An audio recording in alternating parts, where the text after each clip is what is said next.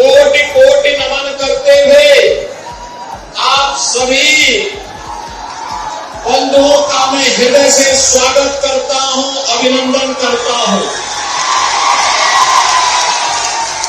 बहनों और भाइयों, बिहार का अपना गौरवशाली इतिहास है। प्रकृति और परमात्मा की असीम कृपा इस धरा पर है। बगल में ही हमारी पवित्र नदी गंडकी, यहीं पर हमारे सामने बहती हुई अपनी पूरी कलकल छलछल करते हुए बिहार के अविरल विकास की एक नई गाथा को कह रही है। बहनों और भाइयों, बगहा रामनगर के लिए जितना पटना है उतना ही गोरखपुर और अयोध्या भी उनके लिए नजदीक है और उनके पास ही स्थित है। मैं देखता हूं कि हर वर्ष गोरखपुर में गोरखनाथ बाबा को खिचड़ी चढ़ाने के लिए लाखों की संख्या में यहां से श्रद्धालु जन जाता है, बाबा को खिचड़ी चढ़ा करके और अपनी मनोकामनाओं की पूर्ति करता है। ये मेरा सौभाग्य है क्या बिहार की इस पावन धरा पर बगहा के आप सभी जनता जनार्दन से मुझे संवाद करने का सौभाग्य प्राप्त हो रहा है।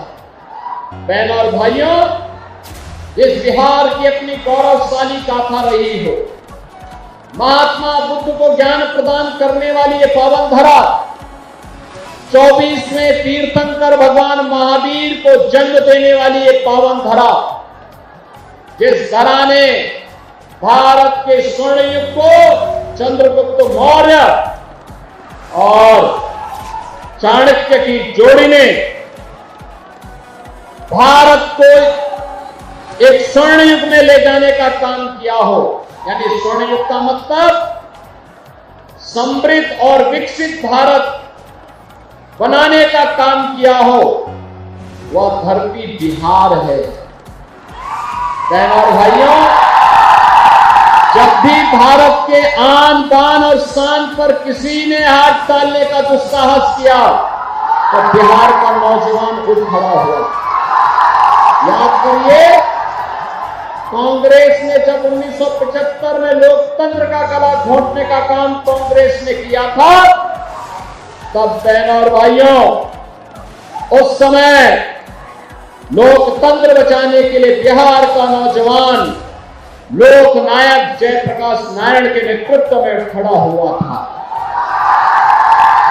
सामाजिक न्याय के अग्रदूत कर्पूरी ठाकुर भी इसी बिहार में जन्मे थे। देश के पहले राष्ट्रपति डॉक्टर राजेंद्र प्रसाद जी भी इसी बिहार में जन्मे थे। और यही नहीं, मैथिली और भोजपुरी को वैश्विक पहचान दिलाने वाली छठ गीतों के माध्यम से वैश्विक पहचान दिलाने वाली शारदा सिन्हा भी इसी बिहार की धरती पर जन्मी है। ऐसी पावन धरा को कौन न नमन करेगा। बहनों और भाइयों, एक गौरवशाली परंपरा और गौरवशाली गाथा के लिए जाने जाने वाला बिहार कांग्रेस और आरजेडी के कारण अपनी पहचान के लिए मोहताज हो गया। बहनों और भाइयों, कांग्रेस के समय में बिहार पिछड़ता गया, आरजेडी के समय में ये जंगल राज में बदल गया। जातीय नरसंहार की घटनाएं, लूटपाट की घटनाएं, अराजकता, अपहरण एक उद्योग के रूप में फल फूल गया था बिहार के अंदर। याद करिए, बिहार के अंदर कैसी स्थिति पैदा हो गई थी। यहां पर अपहरण एक उद्योग हो गया था। 30,000 से अधिक अपहरण की घटना आरजेडी के 15 वर्ष के कार्यकाल में बिहार के अंदर देखने को मिली थी। और बहनों और भाइयों, जब बिहार के नौजवानों ने फिर अंगड़ाई ली, 2005 में नीतीश बाबू के नेतृत्व में एनडीए की सरकार बनी। एनडीए की सरकार ने नीतीश बाबू के नेतृत्व में सुशासन की स्थापना के लिए प्रयास प्रारंभ किया और आज बिहार में वह सब कुछ है जो बिहार में होना चाहिए था।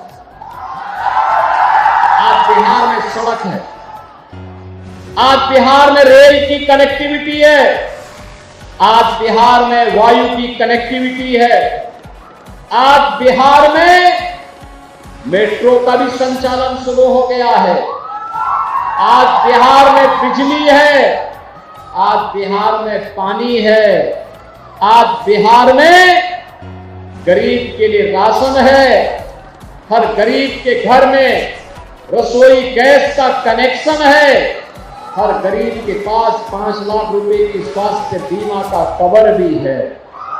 बहनों और भाइयों, महात्मा बुद्ध को ज्ञान प्रदान करने वाली ये पावन धरा, 24वें तीर्थंकर भगवान महावीर को जन्म देने वाली ये पावन धरा, जिस धरा ने भारत के स्वर्ण युग को चंद्रगुप्त मौर्य और चाणक्य की जोड़ी ने भारत को एक स्वर्ण युग में ले जाने का काम किया हो, यानी